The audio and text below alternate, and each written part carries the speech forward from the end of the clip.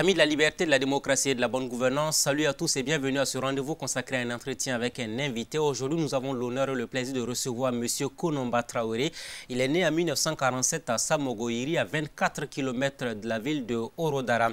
Il est chanteur, musicien, musicologue, conteur, compositeur, féticheur, guérisseur, voyant, trésor humain vivant. Vous avez donc compris, c'est une personne avec plusieurs casquettes, avec qui nous allons aller à la découverte de la culture africaine. Monsieur Konomba Traoré, bonsoir. Bonsoir. Bienvenue sur le plateau de l'émission Le Grand Déballage. J'ai cité énormément de titres qui vous reviennent. Quel est le titre qui vous touche le plus? Guérisseur, voyant, compositeur, chanteur, trésor humain vivant? C'est trésor humain vivant qui me touche le plus. Pourquoi? Parce que c'est la consécration de mes activités culturelles, surtout de mes activités musicales. Comme vous le savez, bon, moi je suis né musicien, je suis né artiste, dans une famille qui est douée dans le domaine musical. Donc je suis bien né dans ce domaine. Alors, je l'ai dit, Konomba Traoré, qui est né en 1947 à Samogoiri, à 24 km de Orodara. Vous avez 74 ans aujourd'hui. Oui. 74 ans, quand on vous voit, vous ressemblez à un jeune de 20 ans. Alors, c'est quoi votre secret? Tout dans la vie a des secrets. Comme vous le savez aussi, mon père était le grand guérisseur de la région, chef de société de fétiches, etc., guérisseur. Bon, donc en tant que guérisseur, il connaissait les secrets de la nature. Et quand on connaît les secrets de la nature, sur le plan de la santé, je crois que on ne peut que s'en féliciter. Mais quand on regarde les jeunes aujourd'hui, ça va très vite, hein? 30 ans, 40 ans, 50 ans déjà. C'est comme si on avait atteint 80 ans pour certaines personnes. Les jeunes d'aujourd'hui ne protègent pas leur santé. Comme l'adage africain le dit, on ne peut pas faire tout ce qui plaît. Tu ne peux pas faire tout ce qui te plaît. Or, les jeunes d'aujourd'hui, ils veulent faire tout ce qui leur plaît. Et la santé, c'est la plus grande richesse, il faut la préserver. On ne peut pas prétendre vivre longtemps si on est chaque fois malade. Ce n'est pas possible. La santé, ça se cultive aussi. La bonne santé, ça se cultive. C'est la raison pour laquelle, d'ailleurs, la médecine africaine est d'une importance capitale. Puisque les produits de pharmacie, là, dans nos pharmacies, là, ne sont pas forcément adaptés à notre culture, ne sont pas adaptés à notre physique même, ne sont pas adaptés à notre nutrition. Donc vous n'avez rien à faire dans une pharmacie, hein? Je ne vois pas ce que je pars chercher dans une pharmacie moderne, à vrai dire. Parce que tous ces produits-là se trouvent dans la médecine traditionnelle que je pratique. Et on a de grands secrets à l'intérieur. On va revenir donc sur vous-même. Hein. Votre nom, c'est Konomba Traoré. Le nom Konon qui est très particulier, qu'on ne retrouve pas beaucoup dans la société. Konon, ça veut dire quoi exactement? Konon, c'est le nom du fétiche de mon père. Le Konon, c'est le fétiche redoutable et qui est un trait d'union en même temps, donc, dont le culte est pratiqué en même temps par les ethnies Bambara, Senufo, Samoro même, et puis Bobo. Donc c'est un fétiche dont l'envergure culturelle et mystique s'étend jusqu'en Guinée.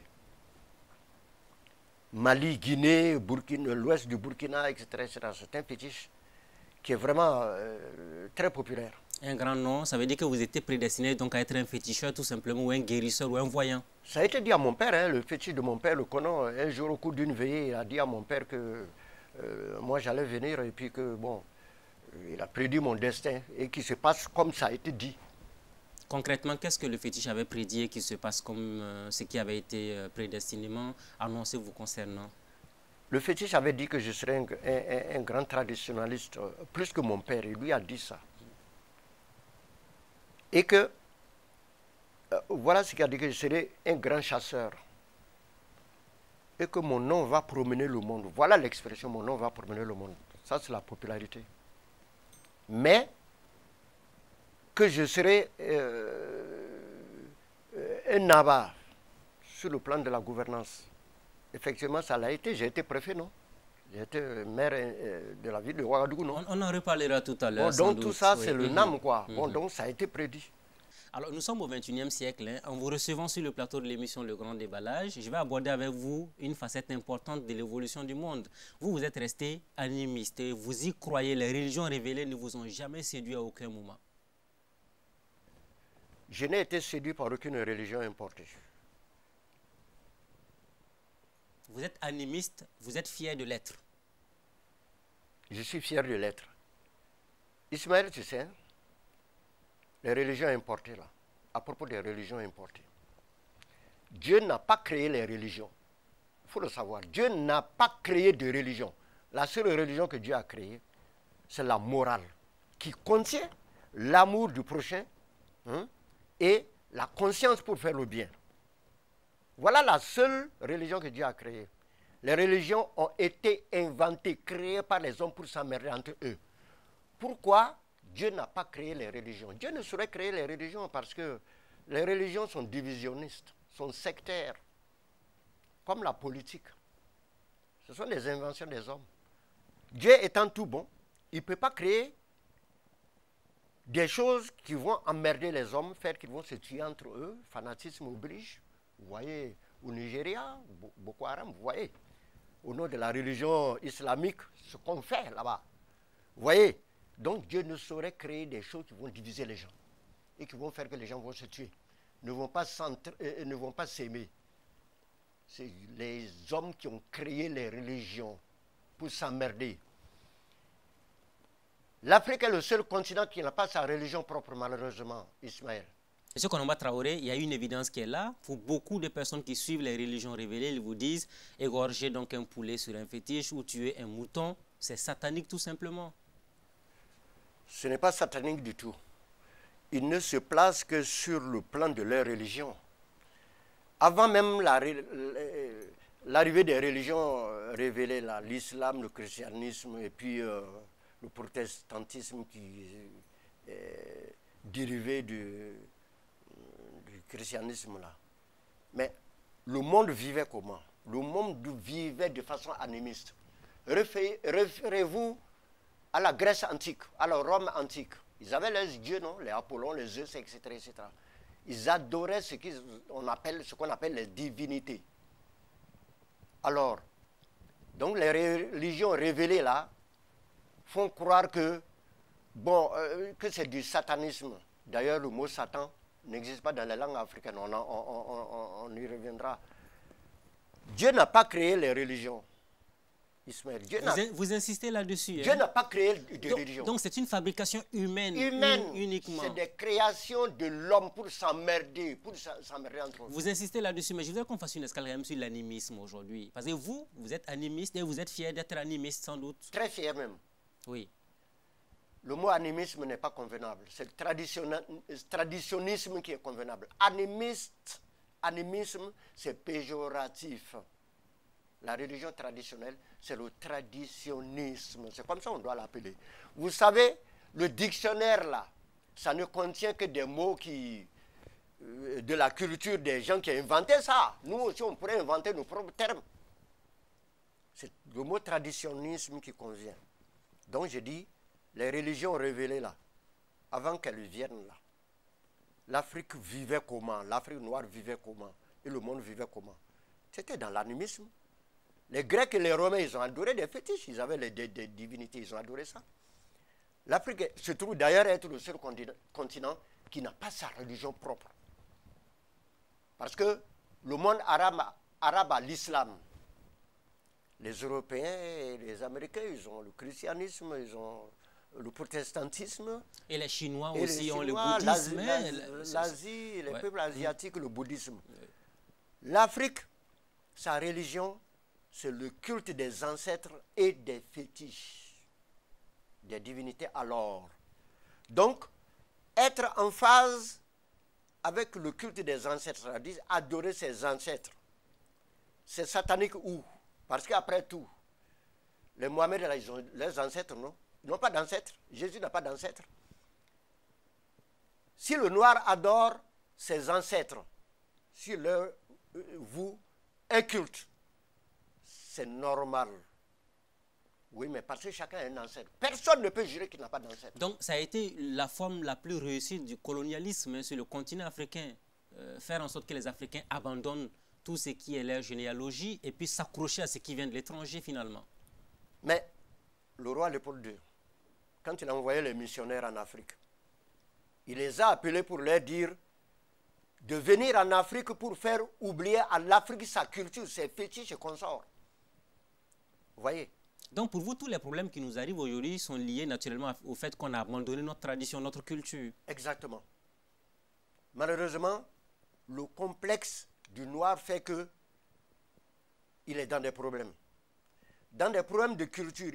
Il a un pied ici, un pied là, un pied dans l'église, un pied dans la mosquée, un pied au temple et un pied dans les cases à fétiches. Vous savez, ça devient intéressant. Oui. Le noir naît animiste. Le fond de tout noir est animiste. Vous qui êtes là aujourd'hui, vous êtes un voyant, vous êtes un féticheur, vous êtes un guérisseur. Est-ce qu'il arrive souvent que vous voyez des gens qui sont dans les mosquées, dans les églises, qui viennent vous voir nuitamment pour demander que vous les accompagniez? Bien sûr. Bien sûr.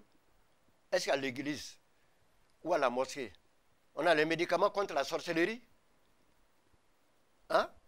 On a des médicaments pour combattre la sorcellerie. Les sorciers entrent à l'église là-bas, mais ne sont pas partis pour prier. C'est pour attraper les âmes et aller les tuer. Mais je ne vois pas les sorciers entrer dans nos cases à fétiches. Hein. Vous voyez? Donc, les religions révélées ont tout fait pour nous acculturer. Et moi, je dis, regarde par exemple la chefferie traditionnelle. Nos chefs traditionnels là, ce ne sont pas les vrais défenseurs de notre culture. On trouve des chefs traditionnels qui sont des pasteurs même, ou qui vont à l'église, ils sont tout le temps là, en train d'aller à l'église, à la mosquée ou au temple. Ces gens-là, ils peuvent défendre la culture africaine comment? Donc pour puisque ce sont des religions, les religions révélées là, qui ont tendance à dire que ce qu'on fait autrement que ce qu'elles font là, c'est du satanisme. Et encore que le mot Satan n'existe pas dans nos langues africaines. Donc pour vous, un bon chef traditionnel ne doit pas aller dans... un bon chef traditionnel n'a pas le temps, il ne doit pas avoir le temps d'aller dans une église, ni dans une mosquée, ni dans un temple. Ah oui, il doit être où à ce moment alors? Dans les traditions, dans sa case à fétiche, ou devant le culte des ancêtres. Parce que si tu vas à la mosquée, tu vas au temple, tu ne peux pas t'asseoir devant des fétiches pour faire des adorations.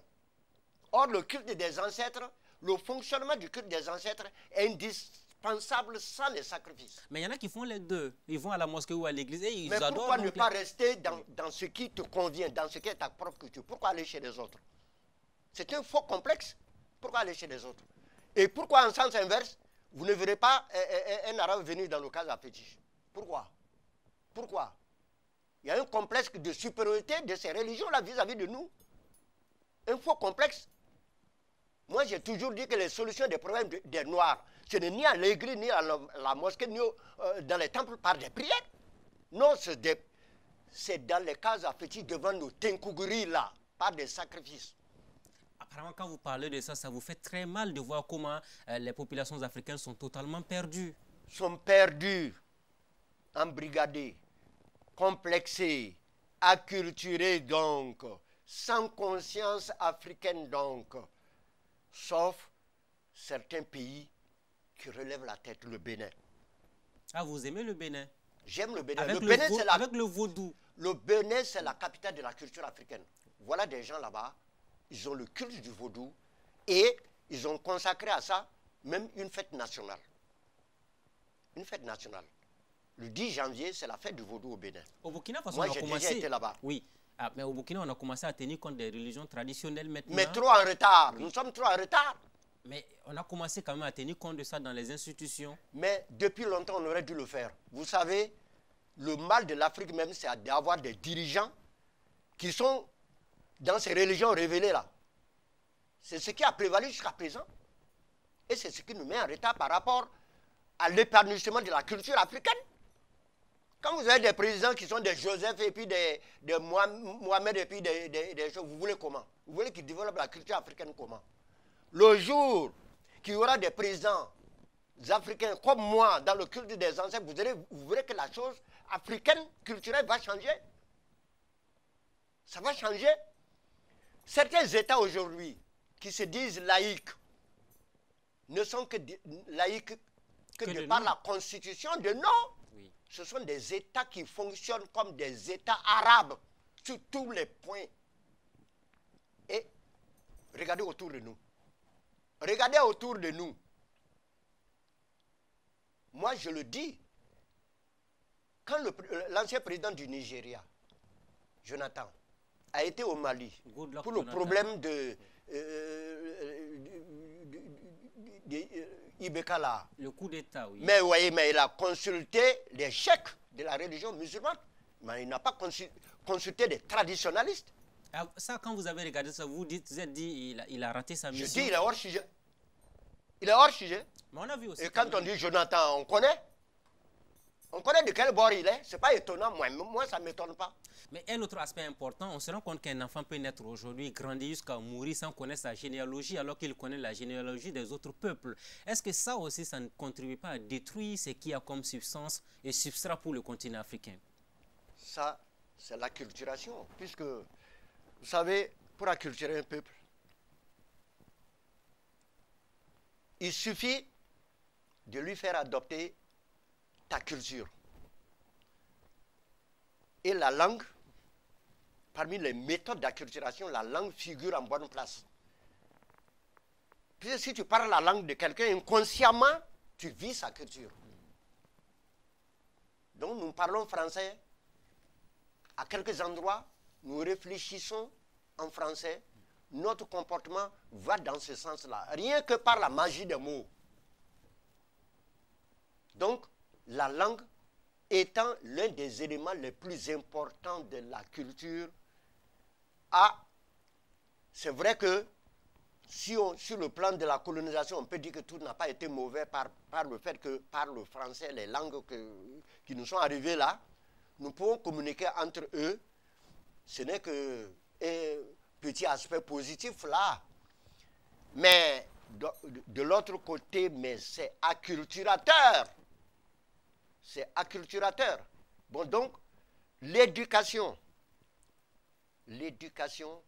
c'est la base fondamentale du développement de toute société. L'éducation à partir notamment du fait qu'on raconte l'histoire du continent à ces enfants africains pour qu'ils apprennent un peu leur passé et tout ça. Oui, oui. Je dis l'éducation, que ce soit l'éducation par les rites initiatiques.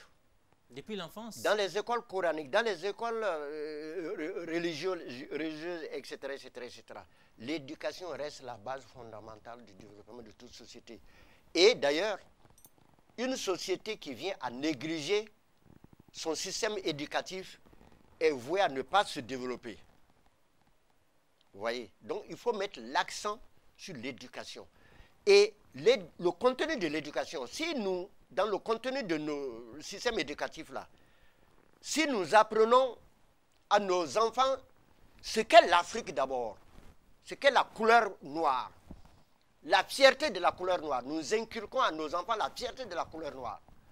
Et je passe en disant que, une parenthèse, bon, la dépigmentation là, c'est renier la peau noire, bon, vous voyez, bon, donc, ces choses-là, c'est venu de l'Occident. Et les concours de beauté, là, ça, ce sont des importations de l'Occident qui tendent à dévaloriser la culture noire. Pour vous, il faut abandonner tout ça. Il faut abandonner tout ça. Parce que si tu prends, par exemple, les concours de beauté, là, pour l'Occident, la beauté, c'est quoi? C'est être une grande fille de 1m70. Avoir eu le bac ou l'université, un niveau intellectuel des plus enviables. Vous voyez, le poids même, etc., etc., etc. Mais Les critères de beauté de la femme africaine pour le noir africain, c'est pas ça. Alors, quels sont donc les critères de beauté pour le noir, la femme africaine pour vous? L'homme dit que toute femme africaine est belle comme elle est. Elle est teint noir, elle est belle. Teint clair, elle est belle. Elle est courte et potelée, elle est belle. Elle est mince, elle est belle. La notion de la beauté, ça dépend du goût de celui qui regarde. La beauté, elle est relative, comme on dit. La beauté est relative. Ok, voilà. Évoluons Un cheval donc. peut être beau, tout simplement. Quelqu'un peut dire qu'un cheval est beau, tout simplement parce qu'il court vite. Alors, revenons un peu sur la tradition, encore une fois de plus. Au fil des années, personne n'a pu vous convaincre de la nécessité d'abandonner vos fétiches.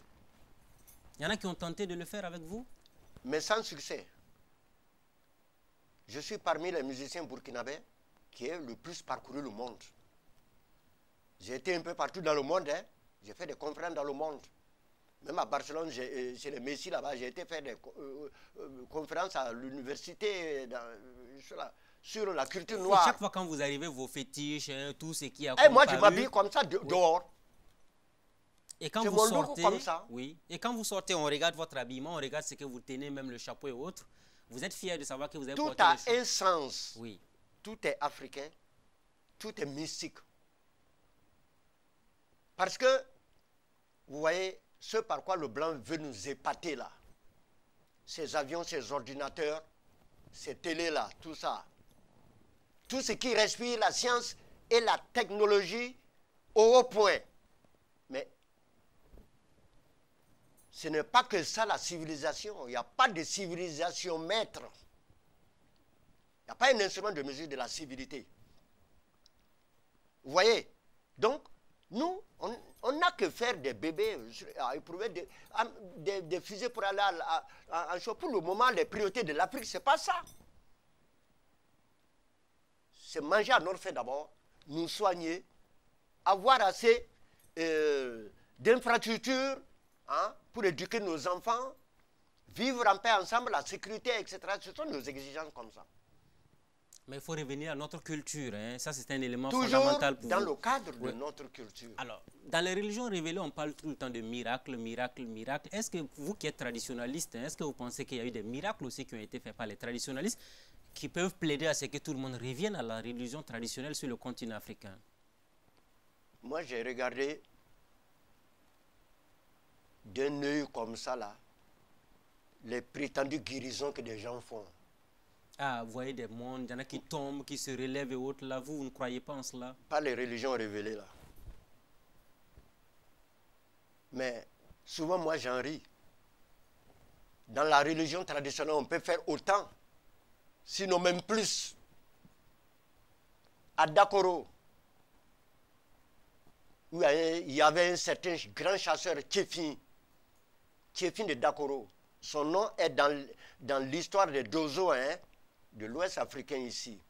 Moi, j'ai assisté à une cérémonie de Dozo. Et il y a un chasseur qui a jeté son fusil, et c'était le même là, le chef des chasseurs là, Tchefin, Dakoro Tchefin comme on l'appelle. Il jetait son fusil en l'air, ça s'est suspendu. Ça défie quand même les lois de la pesanteur, non, pour le blanc, c'est pas chose possible. Mais l'avion vole, l'avion n'est pas suspendu, l'avion a des éléments, un moteur pour le maintenir en équilibre. Hein. Mais là, le fusil jeté en l'air, là, il n'y a rien qui le maintienne en équilibre, c'est la magie. C'est la magie de la culture noire, ça. Et il y a des gens en Afrique capables de marcher sur l'eau, sans s'enfoncer. Donc, dire que, bon, miracle, miracle, miracle, bon. Il y a miracle là-bas aussi. Et les guérisons là, on peut guérir même pas par des plantes, par la magie de la parole. Il y a des guérisons mystiques. Uniquement la parole? Oui. Si tu avais comment on appelle, une bouteille d'eau la fille devant toi, je peux prendre ça mystifié par la parole. Et tu ne te retrouveras jamais sur la route du sida, ni du coronavirus, ces maladies contagieuses là dont on a peur. Ah oui. Mais tout ça, c'est quoi? C'est des miracles. Et quand vous voyez aujourd'hui les Africains souffrir, effectivement, on a vu le Covid-19, on a vu le VIH, SIDA et autres, on parle de vaccins, ça veut dire que vous qui êtes assis aujourd'hui, vous n'allez jamais faire ce vaccin-là? Moi, je ne crois pas en l'efficacité des vaccins dont on parle là. Hein? Que les docteurs m'excusent, bon, de ce que je veux dire. Hein? Vous savez, sans être de la médecine, pour fabriquer un vaccin, il faut un minimum de 7 ans comme ça à peu près. Pourquoi? Il faut d'abord... Mais la technologie a beaucoup avancé tout de même. Et avancer comment? Il faut d'abord bien savoir ce qu'est le virus là, de la maladie. Il faut bien savoir ça. Les gens qui ont fabriqué les vaccins là, ils ont assez connu le virus du corona là. La preuve, c'est qu'on dit en Angleterre, il y a un autre virus qui est né, un nouveau virus. Les variantes. Une variante. Mais écoutez, ils se sont pressés pour rien. Un vaccin, en un temps record comme ça, moins d'1 an là, pour le corona, moi, Konomba, je n'y crois pas. Et vous n'allez pas faire ce vaccin là? Je crois que nos chefs d'État, là, je le dis, c'est mon avis personnel, ils sont imprudents à vouloir faire introduire ça pour vacciner les gens. Parce que de combien de temps on va disposer pour connaître les effets secondaires? Ce qu'on appelle les effets secondaires, ce que ça va faire aux gens, il faut disposer de 2 ans. Et si en 2 ans, on voit que nos gens, ils ont d'autres maladies, en fait, les effets secondaires engendrent d'autres maladies. Dans la médecine du blanc, en tout cas. Parce que dans notre médecine traditionnelle, là, les produits sont des choses naturelles, ça n'engendre pas d'effet secondaire. Hein? Oui, mais on a vu que pas la même chose. Mais on a vu quand la maladie a commencé à voir le jour au Burkina, les personnes ressources de la pharmacopée traditionnelle ont approché l'État pour lui faire comprendre que c'était nécessaire de soigner ça par la pharmacopée. Mais, vous savez, nos chefs d'État sont toujours sous le joug indirect ou inconsciemment des puissances colonisatrices là. Mais vous savez, ces histoires de corona, ce que ça va engendrer, ça va devenir une industrie ici du vaccin. Et puis, bon, notre médecine traditionnelle a proposé même des recettes. Et vous avez entendu que le président malgache, il avait une plante là dans son pays, là, il faisait la publicité de cette plante-là. Ça n'a pas beaucoup marché. Et l'OMS, oui, mais Ismaël, le noir doit se mettre toujours dans la tête que le blanc ne veut pas qu'il soit pionnier dans une affaire. Nous découvrir le médicament qui va soigner le corona, le sida là, le blanc ne veut pas de ça. Parce qu'il pense que nous n'avons pas la tête pour penser. Nous ne pouvons rien découvrir dans ce monde. Mais que faire alors dans ce cas de figure? Mais alors, donc, on a voulu ridiculiser le président malgache pour dire qu'il faut homologuer ça, tester ça. Mais tester quoi? On peut tout tester? Non. La connaissance mystique ne peut pas se tester. Un médicament mystique ne se teste pas. Si je prends la bouteille d'eau, la fille, comme j'ai dit tout à l'heure, je prends une formule magique dessus, je te donne pour te rendre vacciné, entre parenthèses, contre... Et ça marche à 100%? Ça marche à 100%. Il n'y a pas d'effet secondaire. Malheureusement, le blanc veut tester ce qui n'est pas testable. Vous voyez? Voilà qui est suffisamment bien dit. Évoluons dans l'émission et puis revenons sur nos traditions. Vous êtes un chasseur traditionnel, les Dozo comme on les appelle communément. Certains évoquent le fait que cette piste-là peut être utilisée pour lutter contre le terrorisme ou l'insécurité dans lesquelles nous sommes aujourd'hui. Est-ce que vous pensez que ça peut être une piste crédible? Le Donzoya, les Dozo forment une confrérie, forment des confréries bien structurées, bien organisées. À cet égard, à ce seul égard même, on peut les utiliser pour défendre le pays contre l'insécurité. Deuxièmement, les Dozo, ils connaissent la nature. Connaissant la nature a des secrets. Ce n'est pas sûr que les terroristes connaissent les secrets de la nature. Les Dozo les connaissent. C'est déjà un atout aussi. Troisième atout, les Dozo ont des pouvoirs mystiques. Et ça, c'est très intéressant parce qu'une guerre, ce n'est pas seulement le matériel. C'est être rawa, comme les Moussils disent, être homme. Alors vous, quand vous voyez... Vous savez, la rébellion de Bouaké, là, vous pensez que les Dozo étaient combien là-bas? Ils n'étaient pas nombreux. Ils avaient leur armement, ce n'était pas un armement lourd. Moi, j'étais là-bas. Ce n'est pas un armement lourd. C'était un armement léger, c'était les Kalash. Mais comment est-ce qu'ils ont pu descendre sur Abidjan? C'est par les forces missiles qu'ils ont pu descendre sur Abidjan. Voilà des gens sur lesquels vous tirez, ils avancent. Rien ne leur pénètre. Donc, si c'était le cas au Burkina, aujourd'hui, on ne parlerait plus de terrorisme, en fait, à la limite. Utilisons cet élément également, puisque les dozos, ils sont invulnérables aux balles, aux armes, disons. Ensuite, ils peuvent, une mine, c'est quelque chose qui explose, non? Mais celui qui a le médicament de la foudre, il a le médicament anti-mine. En même temps? En même temps. Donc vous allez monter sur une mine antipersonnelle. Ça n'explose pas. Ça n'explose pas. Où ça explose, il n'y a rien. Les éclaboussures là ne font rien. Les éclaboussures deviennent inoffensives, ça n'atteint personne. Certains ont commencé à dire que les VDP, les volontaires pour la défense de la patrie, se basent sur des trucs mystiques pour tenir. Mais ils ont résolu guerre, c'est tout. En Afrique, la guerre se faisait comment? Le chef de village là, les jeunes qui devaient aller combattre, les guerriers là, dans la case secrète, on les faisait venir. Le chef de terre, plus quelques notables avisés, les forgerons, etc., les personnes aux ressources, on les lavait là-bas avec des médicaments, on leur communiquait des choses secrètes et des paroles secrètes pour aller et revenir. Nos anciens combattants qui sont partis, qui sont revenus, ils ont pu échapper aux obus. Vous savez comment les guerres 39, 45, il y a eu la guerre d'Algérie, il y a eu la guerre mondiale et autres, oui, la guerre d'Indochine et tout ça. Écoutez, les Lamzana et les Yorian Gabriel, ils sont partis, ils sont revenus, non? Combien d'anciens combattants sont revenus sains et saufs? Mais vous croyez qu'ils sont partis comme ça? Est-ce qu'ils savaient même faire la guerre correctement? Ce sont des gens qu'on a amenés comme ça. Mais c'est parce qu'ils étaient invulnérables à l'agression armée. C'est tout. Donc lutter contre le terrorisme. Ah oui, donc on peut utiliser des dozos pour ça. Mais encore que nos autorités veuillent bien le faire et veuillent bien comprendre que ça existe ces choses-là. Le problème est là. Mais vous avez dit que certains viennent vous voir nuitamment, non? Si je dis certains. Je t'ai dit qu'un jour un ministre des choses est venu me voir. Non, non, non, il ne s'agit pas de ça.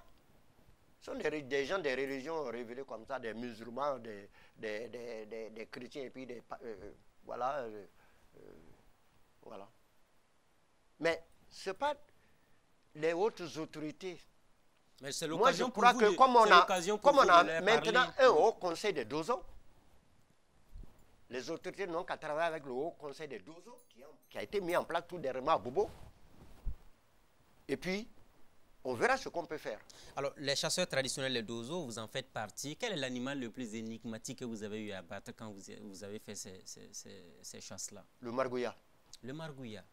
En quoi c'est énigmatique, le margouillat? Oui, mais parce que la chasse même commence par ça. On dit, même dans les enfants de quartier le faisaient avant. Dans la confrérie des chasseurs, quand on initie,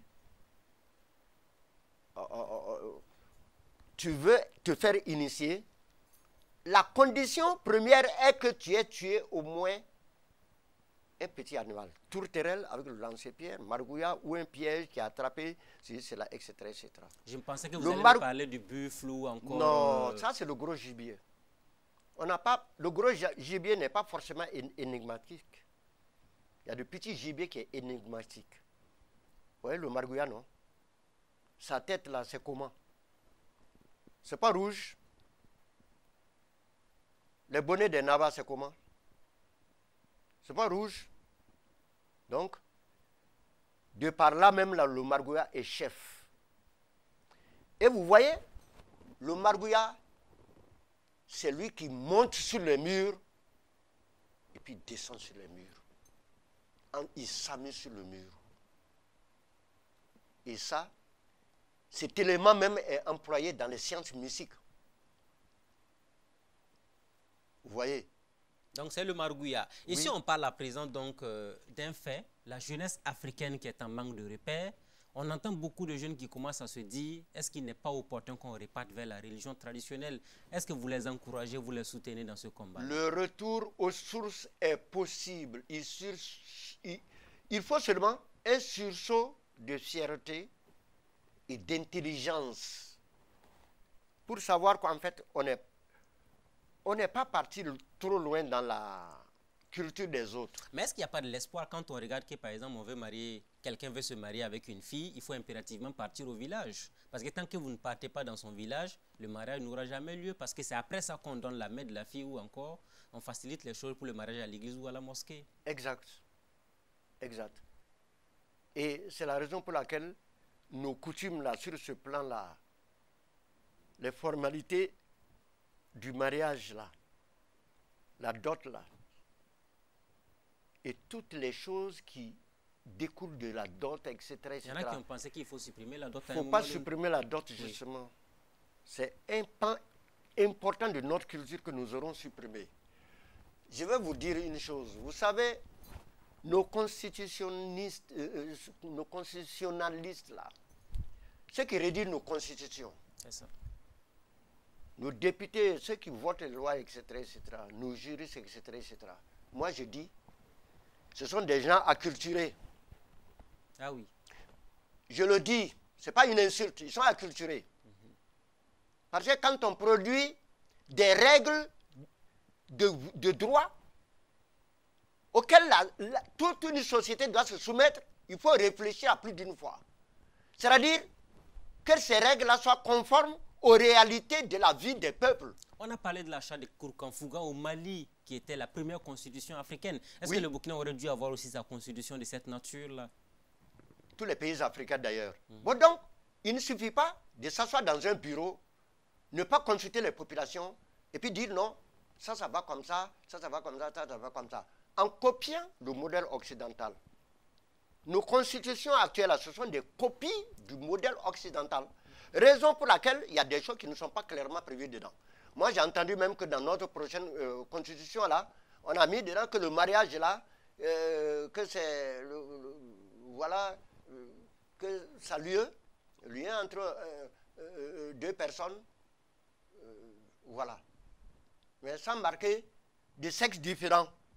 Si on ne marque pas de sexe différent, ça ouvre la porte à l'homosexualité. Ah, vous êtes contre l'homosexualité? Ah, je ne suis pas contre l'homosexualité.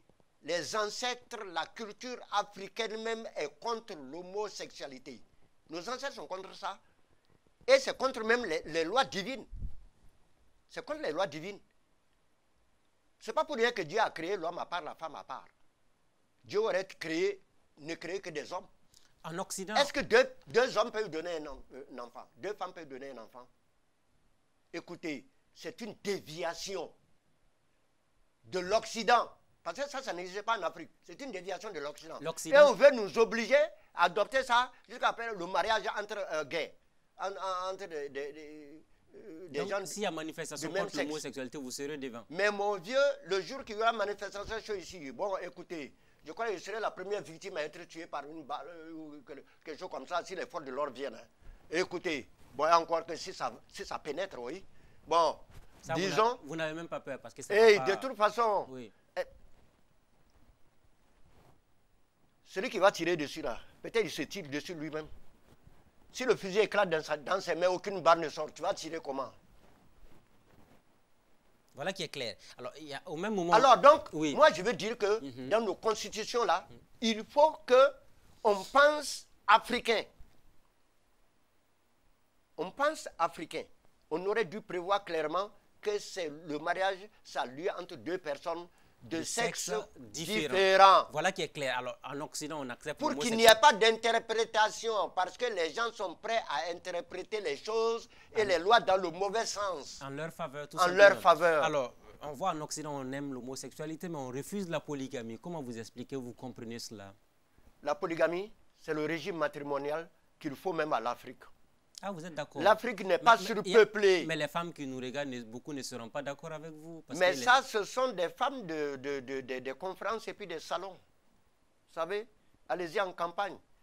Ce n'est pas les femmes de la capitale, Ouagadou, Bobo, Koudou, ce n'est pas les femmes intellectuelles qui font le Burkina. C'est nos braves paysannes là-bas au village, c'est des commerçantes, etc., etc. Dont on dit que ce sont les gens sans niveau. Ah non.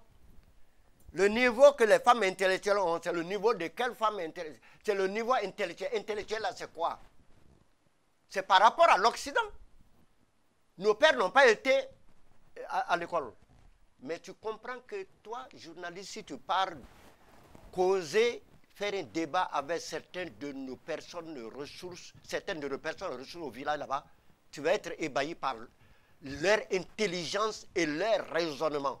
Donc, la polygamie, il le faut pour l'Afrique, hein, c'est clair. Alors, je veux qu'on fasse une escale sur un aspect de votre vie. Oui, mais parce que pourquoi la polygamie est nécessaire à l'Afrique? Vous savez, la monogamie, là, les dégâts que ça engendre. Des gens se sont mariés, c'est une monogamie bien commun. Mais ça amène quel problème? Quand le mari meurt, la femme hérite. Or, dans la coutume, la femme hérite de ses biens, puisque la loi moderne le permet. La loi moderne autorise la femme à prendre les biens du mari. Mais la loi moderne ne protège pas la femme quant aux conséquences de cette affaire-là. Parce qu'en Afrique, la femme n'hérite pas de l'homme. Oh oui. Si je meurs là, en Afrique là, ma femme ne prend pas mon héritage. Non. C'est ou mon fils ou mon petit frère. C'est comme ça. Mais pas ma femme. Pas aussi une de mes filles. Non.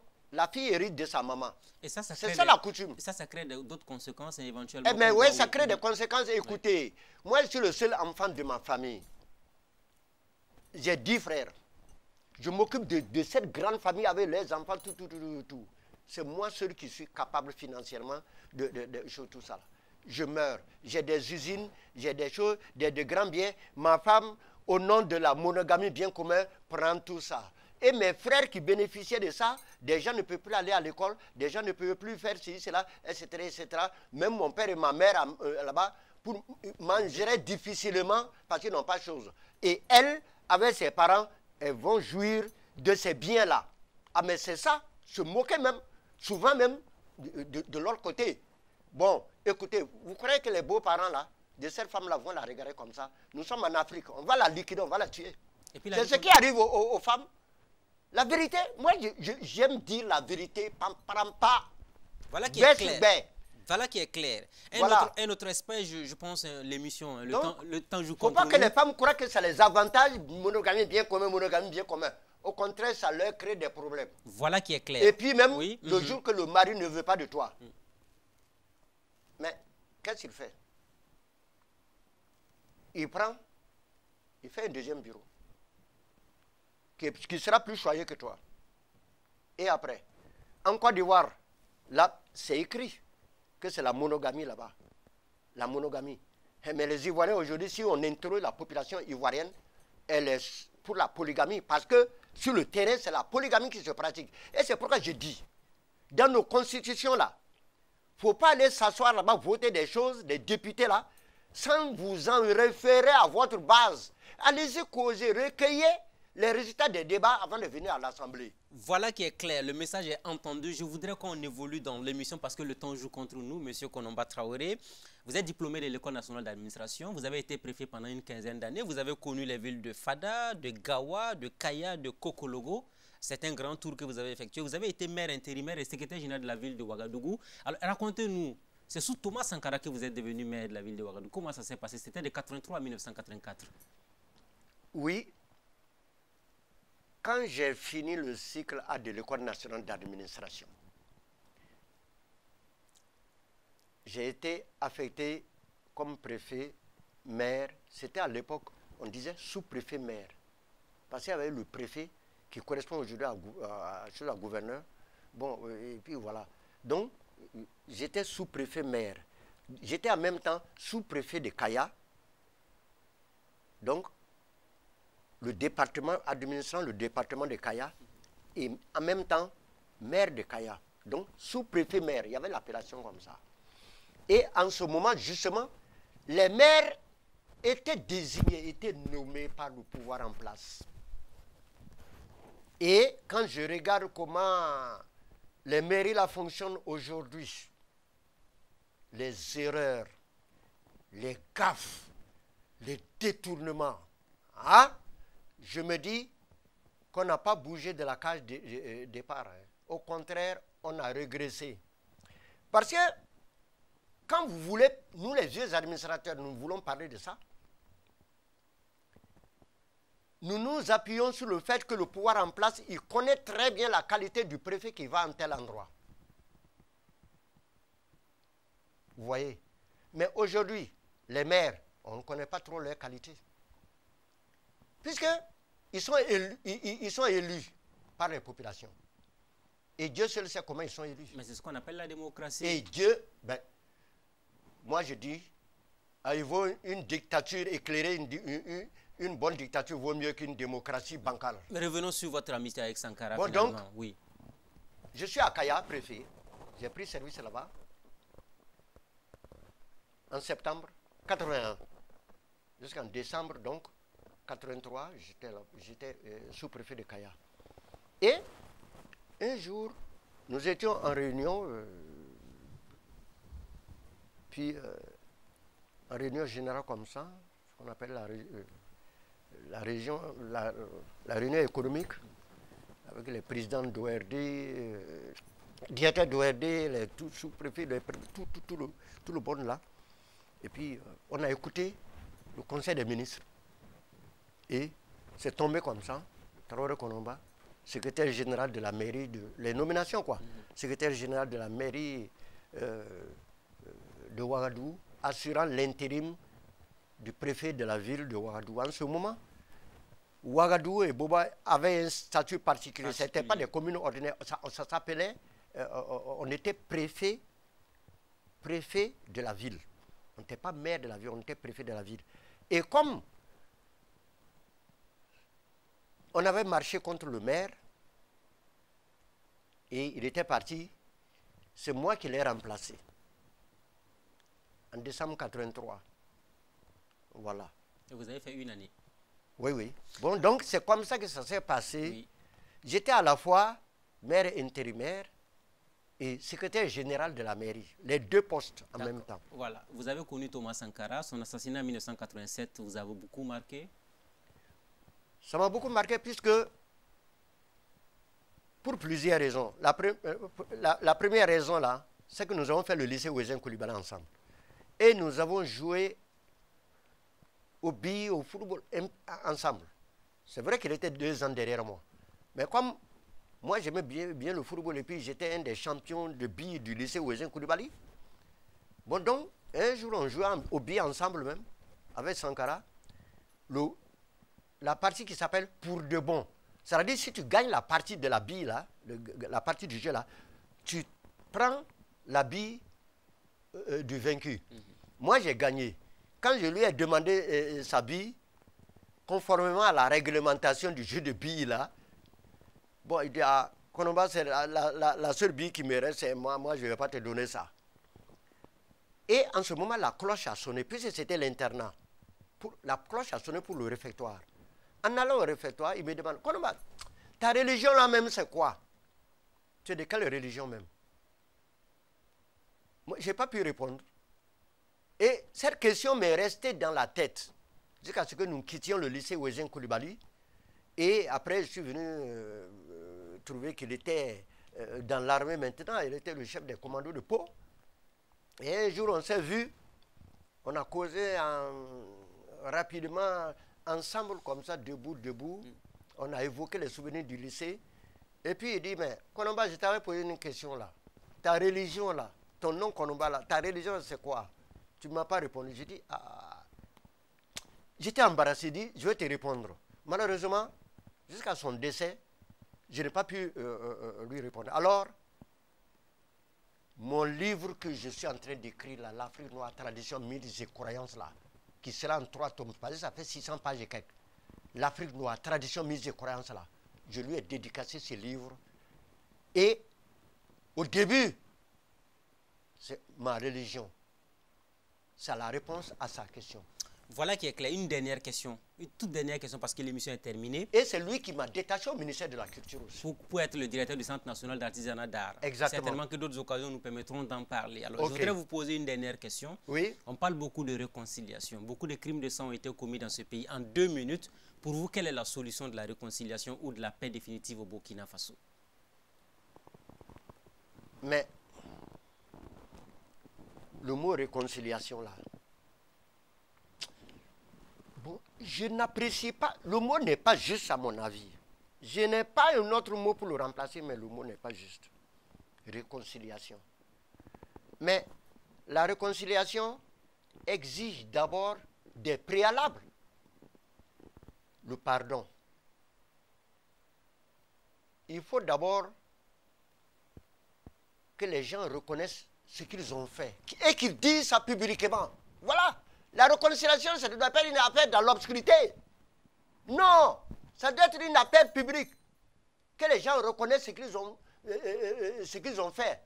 Non seulement reconnaître ce qu'on a fait. Deuxièmement, regretter ce qu'on a fait. Troisièmement, jurer de ne plus recommencer. Jurer sur quoi? Le fétiche, par exemple? Mais même si tu jures comme ça, là. Mais en Afrique, on jure sur quoi? On jure sur le culte des ancêtres, et la terre, et la foudre. Voilà pourquoi, souvent, moi, je dis que nos chefs d'État qui jurent au nom des constitutions, là, de ces documents-là, Constitution, Bible, Coran, là, ce sont des choses étrangères sur lesquelles ils jurent. Ils savent très bien que ça ne peut rien leur faire de mauvais. Alors que si c'est sur le Coran. Alors que si c'est sur la terre des ancêtres, là, comme au Vaudou, on le fait, là, au Bénin, la terre des ancêtres, et les ancêtres, et la foudre, on verra autrement une Afrique qui sera gouvernée par les bonnes mœurs. Est-ce qu'il faut faire des sacrifices avant de parler de pardon et de réconciliation au Burkina Faso? Mais, vous savez, la journée du pardon, là, que le président Blaise avait fait là, moi je dis c'est une moquerie aux ancêtres. Il a dit clairement ce qu'il a fait. Est-ce qu'il a dit? Il a mis ça au nom de tous les présidents, que les présidents qui ont passé avant, tant. Non! Qu'est-ce que les présidents ont fait? Il devrait dire. Qu'est-ce que lui-même, dernier, le président régnant, il devrait dire, j'ai fait ça. Et je regrette, je reconnais, je regrette, et je jure de ne pas recommencer. Il organise une journée de pardon de façon cavalière, avec, moi j'appelle ça de façon cavalière, avec les religions révélées là, pasteurs, imams, tout ça là, les chefs traditionnels. Les chefs traditionnels là, ne devraient même pas accepter ça. Parce que c'est contraire à ce qui devrait se faire de façon traditionnelle. Donc, pour que la réconciliation marche, il faut repartir vers la tradition. Il suffisait d'un coq. Un seul coq. D'un seul coq. Le président Blaise aurait dû prendre un seul coq. Et auparavant, il aurait dû voir le Moro Naba pour organiser ça de façon traditionnelle. Pas de façon folklorique comme ça a été fait. De façon religieuse, non.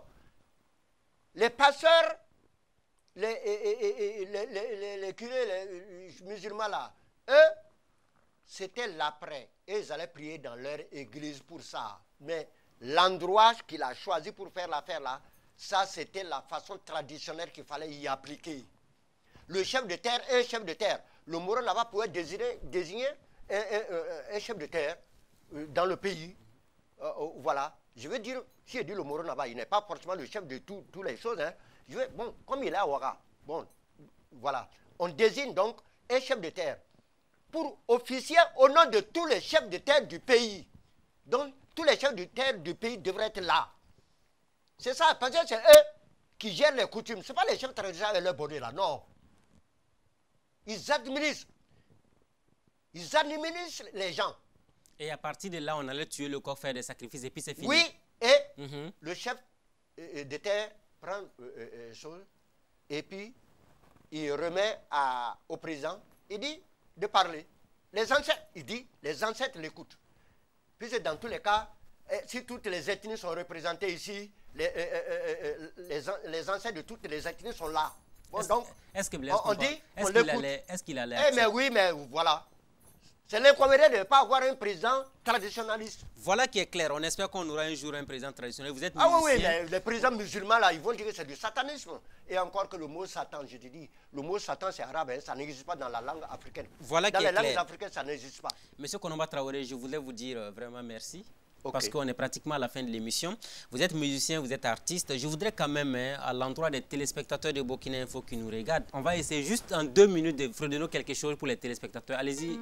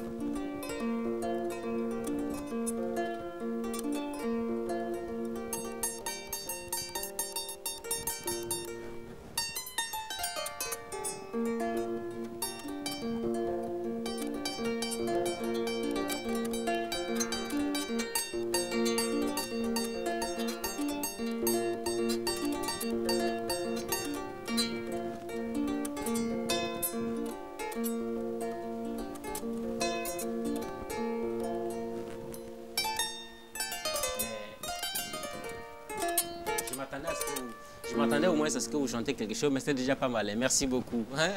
Merci beaucoup, tonton Konomba Traoré. Merci d'être venu. Alors, on va regarder ensemble. S'il y a la possibilité de vous recevoir une autre fois pour parler d'autres choses, on le fera. En tout cas, je voulais vous dire merci. Est-ce que vous avez un dernier mot à toutes les personnes qui nous regardent actuellement sur Burkina Info?